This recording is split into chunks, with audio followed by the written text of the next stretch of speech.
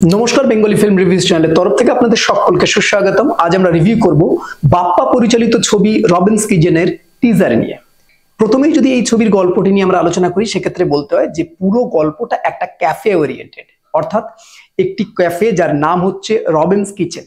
এখানে সম্ভবত বোঝা যাচ্ছে যে বনি সেনগুপ্ত নামই রবিন এবং তার নামই এই রবিন্স কিচেন, এই ক্যাফেটা তৈরি হয়েছে। এবং এই ক্যাফেকে ঘিরে যে গল্পটা হয়েছে, আদৌ সেই গল্পের মেন জিস্ট কি এবং সেই গল্পের শেষ পর্যন্ত কি পরিণতি দাঁড়াচ্ছে সেটা জানতে গেলে পুরো ছবিটি দেখতে হবে। তবে যতটুকু বোঝা যায় এই ছবিটি কিন্তু একটা সাইকো থ্রিলার, কারণ আমরা একদম শেষে একটা টেক্সট আসতে দেখছি যে থ্রিলিং ডিশ বলে। এখানে দেখা যাচ্ছে যে বনি সেনগুপ্ত অ্যাজ এ সেফ একটা ডিশ বানায়, যে ডিশটি কিন্তু জনসমক্ষে বেশ পপুলার হয়ে যায় এবং সেই ডিশটি সে শিখেছিল তার মার কাছ থেকে। ছোটবেলায় তার মায়ের একটা দৃশ্য আমরা দেখতে পাই যেখানে তার মা রান্না করছিল।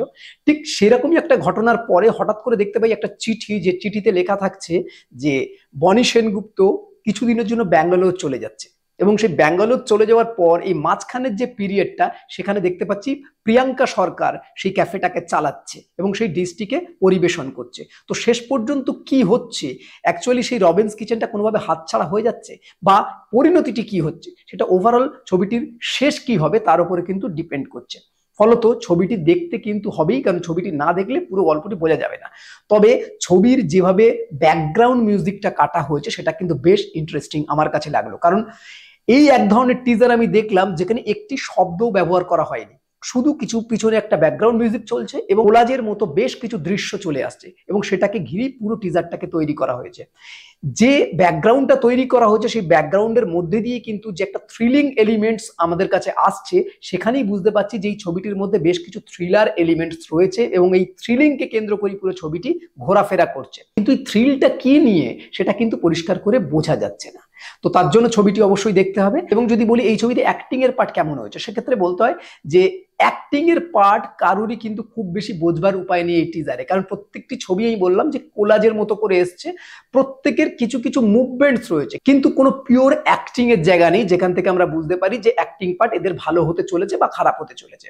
তবে বেশ কিছু দৃশ্য রয়েছে, যেমন দেখা যাচ্ছে বনির ছোটবেলার একটা দৃশ্য যেখানে তার মার গায়ে বেশ রক্ত ছেটানো রয়েছে, তার মা কোনো কিছু রান্না করছে এবং ছোটবেলায় একটি ছেলে যে বড় হয়ে বনি সেনগুপ্ত হচ্ছে, সে কোনোভাবে ভয় পাচ্ছে। এই ভয়টা কেন পাচ্ছে বা তার মায়ের গায়ে রক্ত ছেটানো কেন, এর কোনো কারণ কিন্তু টিজারের মধ্যে দিয়ে আমরা দেখতে পাচ্ছি না। এরপর যদি এর টেকনিক্যাল পার্টের কথায় আসে, সেক্ষেত্রে বলতে হয় টেকনিক্যাল পার্ট খুব বেশি হাইলাইটেড করবার মতন কিছু নেই, কারণ টেকনিক্যাল পার্ট অন্যান্য যেরকম ভাবে বনি সেনগুপ্তের ছবিতে হয় সেরকমই।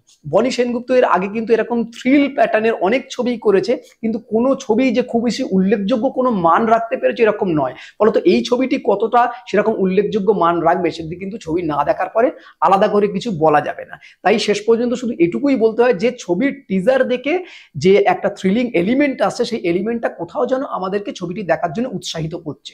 তাই ছবিটি অবশ্যই দেখতে হবে এবং ছবিটি দেখার পরে তার মূল মন্তব্য কি সেটা বলতে পারা যাবে। তাই আপনারাও ছবিটি দেখার পর অবশ্যই কমেন্ট করে জানাবেন যে আপনাদের কেমন লাগলো বা এই থ্রিল ঘরানাটা কোনোভাবে বনি সেনগুপ্তকে অন্যান্য ছবি থেকে কি আলাদা করতে পারলো, সেটা অবশ্যই ছবি দেখার পর কমেন্ট করে জানাবেন। এই হলো ওভারঅল রিভিউ। এরকম নতুন নতুন রিভিউ জানতে বেঙ্গলি ফিল্ম রিভিউজ দেখতে থাকুন। আপনাদের গুরুত্বপূর্ণ মতামত আমাদের কমেন্ট বক্সে অবশ্যই জানাবেন। বেঙ্গলি ফিল্ম রিভিউ সোশ্যাল মিডিয়াতে সব জায়গায় অ্যাভেলেবেল আছে, আপনারা সেখানে আমাদের ফলো করতে পারেন। বাংলা সিনেমাকে এগিয়ে রাখুন, বাংলা সিনেমার পাশে থাকুন। Thanks for watching.